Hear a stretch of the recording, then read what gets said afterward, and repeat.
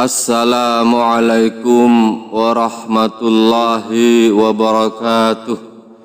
Sahabat muslim muslimah YouTube dimanapun Anda berada, semoga di pagi hari yang cerah dan sejuk ini pikiran kita, hati kita selalu dalam keadaan cerah, tenang dan dingin menghadapi hal-hal apapun dari berbagai problematika kehidupan kita masing-masing.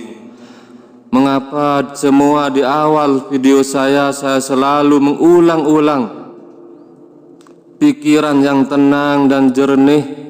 Dikarenakan apapun persoalan hidup kita tidak akan pernah bisa kita selesaikan dengan hati dan pikiran yang bergejolak. Anda bisa lihat dimanapun, dari level pekerjaan yang paling bawah sampai level pekerjaan yang paling tinggi, semua dilakukan dengan hati dan pikiran yang tenang. Apalagi dalam hubungan kita dengan Allah. Rasulullah Muhammad sallallahu alaihi wasallam saja itu berkhalwat menyepi di Gua Hira sebelum turunnya firman-firman Allah dalam Al-Quranul Karim. Padahal Rasulullah sendiri adalah hamba pilihan Allah, harus melatih diri berada di tempat kesunyian dan ketenangan di Gua Hira. Jangankan hubungan kita dengan Allah, hubungan kita dalam kita berkomunikasi sehari-hari saja, dengan pikiran yang tidak jernih dan tenang, kita akan kesulitan menangkap pembicaraan orang lain. Terutama misalkan Anda sebagai seorang pelajar, mahasiswa, santri dan lain sebagainya. Dikala hati dan pikiran Anda bergejolak oleh kemarahan, kekecewaan, sakit hati, putus asa dan lain-lain, penjelasan dan keterangan dari guru kita tidak akan Anda tangkap. Padahal pembicaraan manusia, suara yang dihasilkan oleh manusia, getaran frekuensinya sangat tinggi, sekitar 2000 sampai 4000 Hz. Bagaimana lagi dengan getaran petunjuk Allah yang tentunya sampai saat ini tidak ada alat yang bisa mengukur. Namun demikian, otak kita itu juga berfrekuensi, bergetar. Karena apapun yang ada di alam semesta itu hanyalah energi, dan energi itu mempunyai frekuensi getaran yang berbeda-beda. Frekuensi getaran otak kita dalam keadaan tenang itu bergetar pada getaran 2 sampai 4 Hz. Dan itu disebut dengan gelombang ataupun getaran theta. Dalam keadaan rileks dan santai, getaran gelombang otak kita bergetar pada frekuensi 8 sampai 12 Hz. Semakin banyak yang kita pikirkan, semakin banyak yang kita khawatirkan, tentu saja gelombang otak kita semakin tinggi frekuensinya. Dan ketika kita marah, maka gelombang otak kita akan bergetar semakin tinggi. Jangankan menangkap sinyal hidayah petunjuk dari Allah dalam keadaan marah, menangkap pembicaraan orang lain pun kita tidak akan pernah bisa. Dan apa yang saya paparkan dari awal ini berkaitan dengan pembahasan kita kali ini, yaitu rahasia keajaiban doa Nabi Yunus. Dalam sebuah hadis dari Sa'ad bin Abi Waqqas meriwayatkan bahwasanya Rasulullah sallallahu alaihi wasallam bersabda, doa Zunnun atau Nabi Yunus ketika ia berdoa dalam perut ikan paus adalah la ilaha illa anta subhanaka inni kuntu minaz zalimin, yang artinya tidak ada Tuhan yang berhak disembah kecuali Engkau, Maha Suci Engkau. Sesungguhnya aku termasuk orang yang menganiaya diri sendiri. Sesungguhnya tidaklah seseorang muslim berdoa dengannya dalam suatu masalah problematika kehidupan, melainkan Allah mengabulkan doa baginya. Hadis riwayat At-Tirmidzi. Sebelum sampai pada pembahasan kenapa doa Nabi Yunus ini oleh Rasulullah disebutkan sangat mustajab, dan apabila kita memakainya maka Allah pasti mengabulkan doa kita.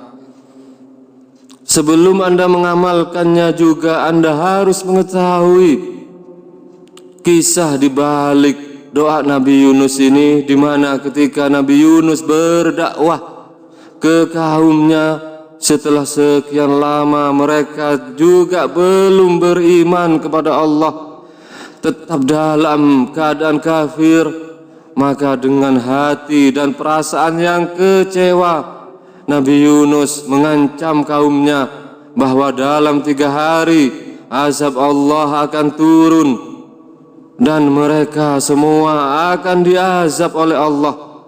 Lalu Nabi Yunus pergi meninggalkan kaumnya. Singkat cerita, Nabi Yunus menaiki sebuah kapal, dan di dalam kapal tersebut, kapalnya di perjalanan di tengah laut tenggelam.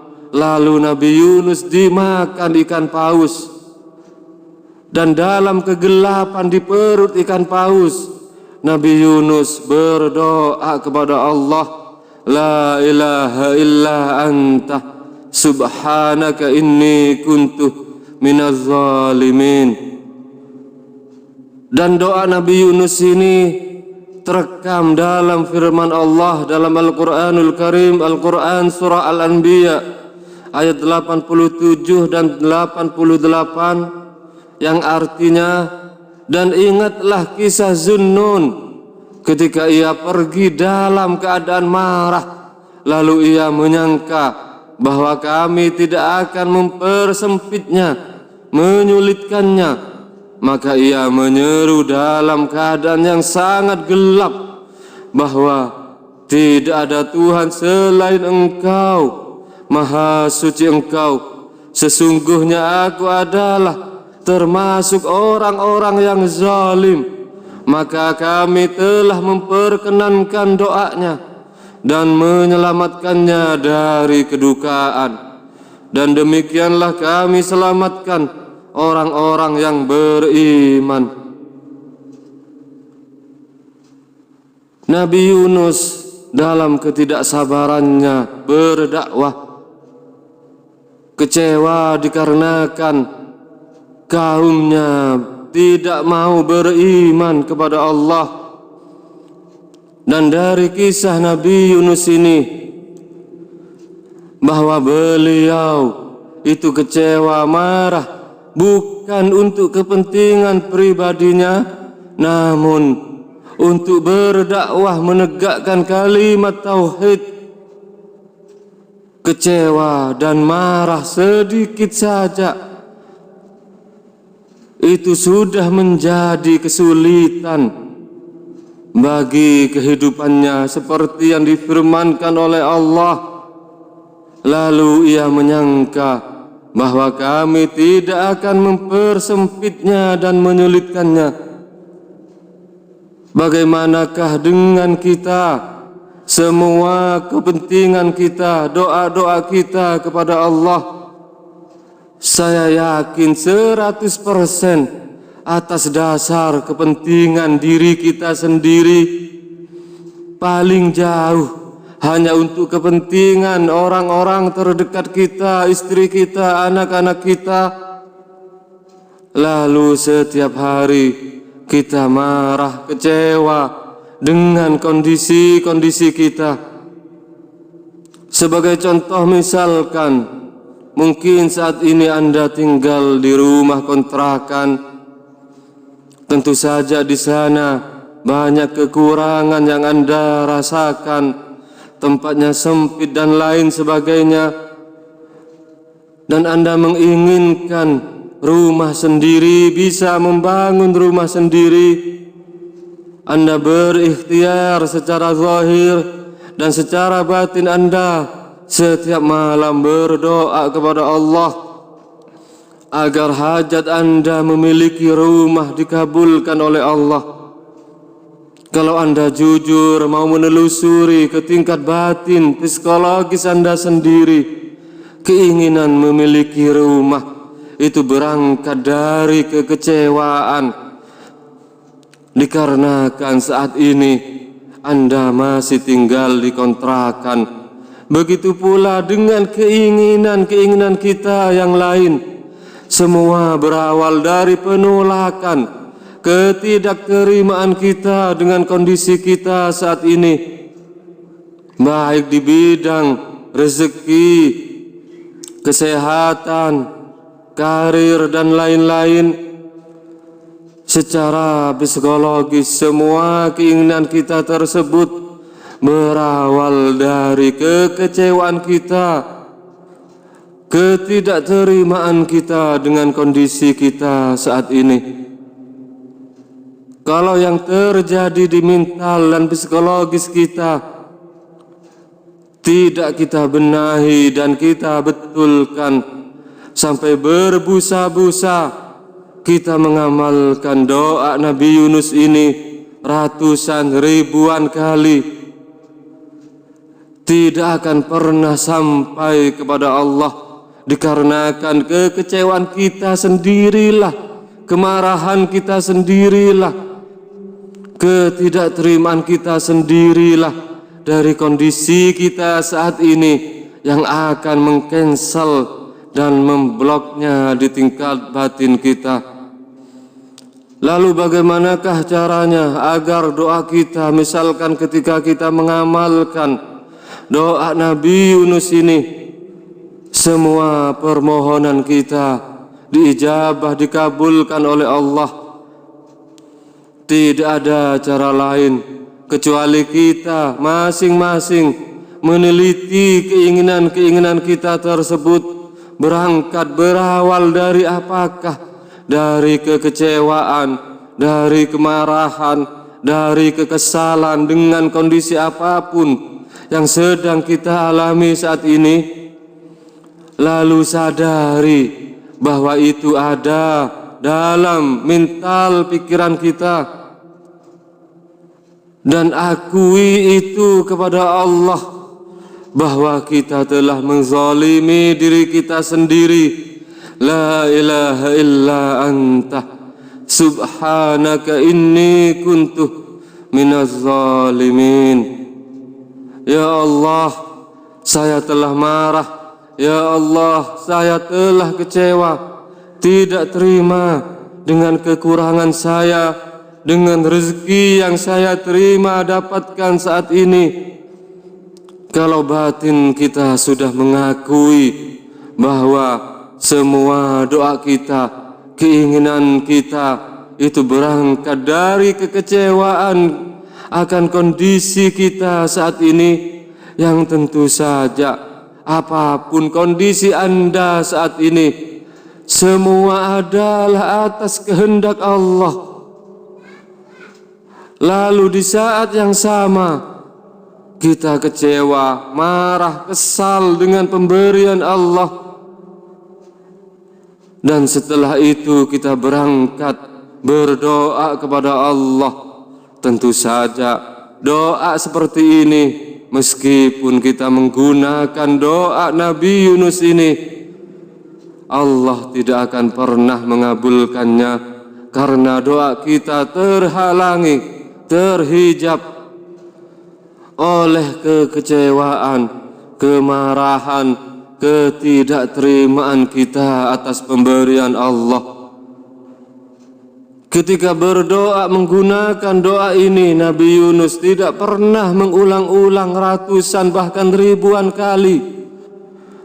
Hanya cukup dibaca satu kali dan diakui sepenuhnya kepada Allah bahwa dirinya itu telah berbuat zalim, menganiaya diri sendiri dengan kecewa dan marah kepada kaumnya.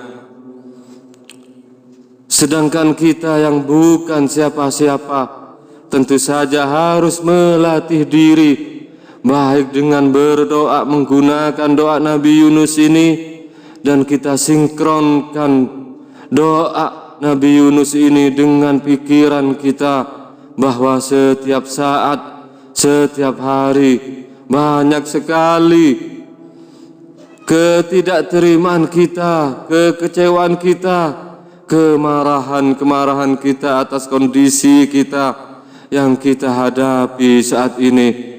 La ilaha illa anta subhanaka inni kuntu minaz zalimin. Dengan berlatih secara mental, psikologis, bahwa kita seringkali marah, kecewa, tidak terima dengan kondisi kita saat ini. Mudah-mudahan insya Allah doa-doa kita pun diijabah, dikabulkan oleh Allah sebagaimana Allah mengabulkan doa Nabi Yunus. Amin amin ya rabbal alamin. Wassalamualaikum warahmatullahi wabarakatuh.